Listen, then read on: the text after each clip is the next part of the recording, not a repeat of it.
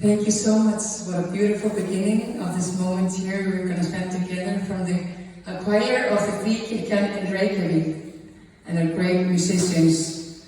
So very warm welcome to this special moment of peace we're going to spend together in the next hour.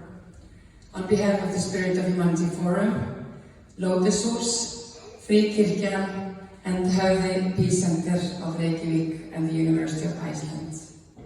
Wonderful to see you so many here today. So maybe just with a very few words to tell you why we are meeting here today. We just finished an amazing journey in Hotel Hjörtur with 120 leaders from countries from all continents all over the world. There has been leaders from all different fields, exploring how to bring love, authenticity and human values into governance and into whatever we are doing. And for me personally, the experience has been really such a deep experience of the beauty, the power of the human soul, of the human being. So we felt, because it could only be 120 in October, there was this limit of spaces. And we just really wanted to invite more people into the space, into this beautiful energy that has been created.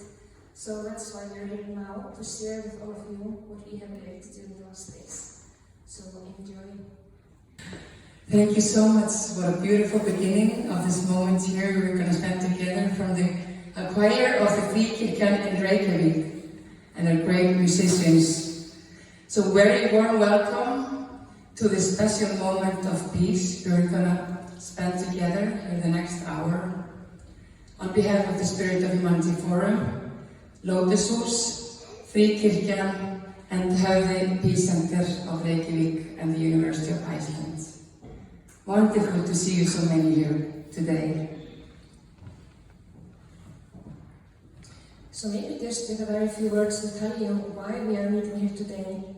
We just finished an amazing journey in Hotel Hjörtur with 120 leaders from countries from all continents all over the world.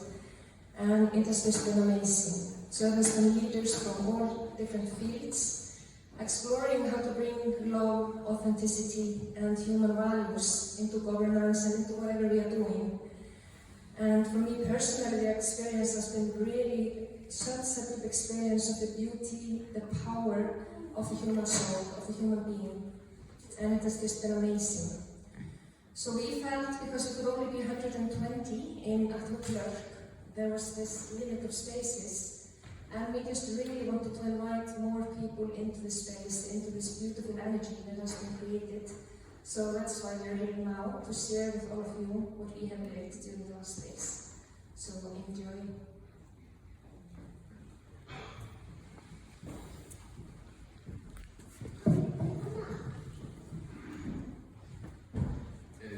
Íslendingar eiginlega allt tala orð hér þessari stundu verður á ensku, bara áttum okkur á því. The musical intro that we heard is the Rainbow Connection. I'm sure many of you connect to that. The lyrics were sung in Icelandic, but the lyrics are concerning our inner values and our conscience.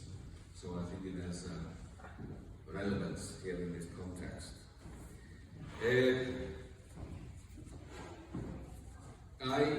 You have already been welcomed. I welcome you again to my church. All of you wonderful people coming from all over the world to our free church by the pond here in our central Reykjavík. This is where I have served and directed for the last 25 years. For a quarter of a century. It's a long time. And we have more than doubled the membership. We do not claim to be religious. We do not claim to be religious, but we are spiritual beings.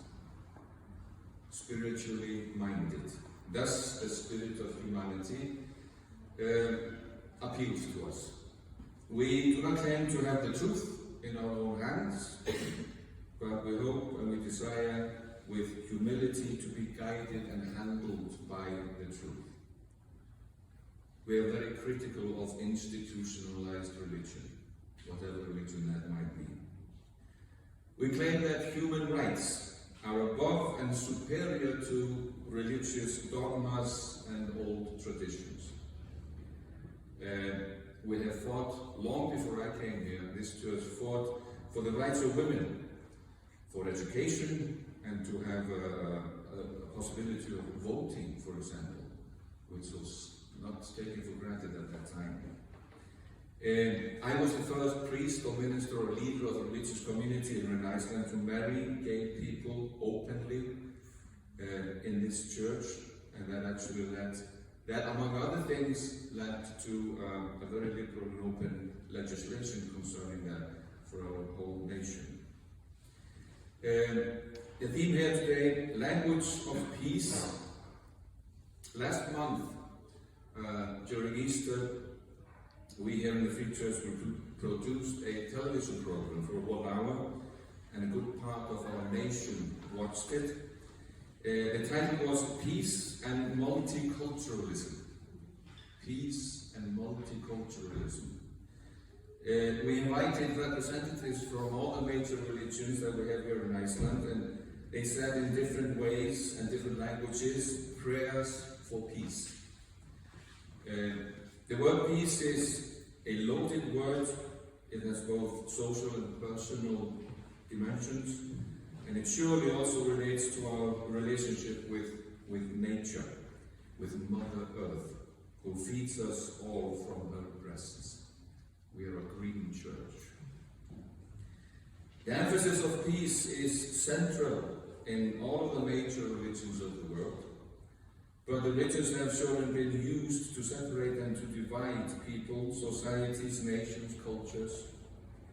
But the religions have much more in common than that which divides. They have much more in common than that which divides. I preach in this, sometimes I'm there, sometimes from here, I preach in this church that the various major religions are different paths to the very same goal. To claim salvation as the monopoly of any one religion is like claiming that God, our higher being, whatever name we choose to give it, him, her, or it, or whatever gender we use, can only be found in this room but not the next, or in this human clothing or the other. The various religions are but different languages of peace. That is the title of this gathering here today. The various religions are but different languages of peace, through which our higher or inner being speaks to the human heart. I've already exceeded the time limits, but to explain this in a very simple way, I use my hand. I have 5 fingers. They represent Hinduism, Buddhism, Judaism, Christianity, Islam. Each of them is separate, independent. No, well, as you go deeper down into the hand, you see they all unite in the palm. They connect in the palm, they unite in the hand. And the one and same loving heart pumps the same nourishing blood that sustains them all and keeps them all alive and active. Why have they been forced to fight one another? When we go deeper into each faith and each religious tradition, we begin to see that they all lead to the same goal, to the same truth. That's my faith, that's what I preach on. The truth is one. The goal is one. Sages of different religions call it by different names. Here, I believe, we have the language of peace, the language of unifying peace. Welcome again. Thank you.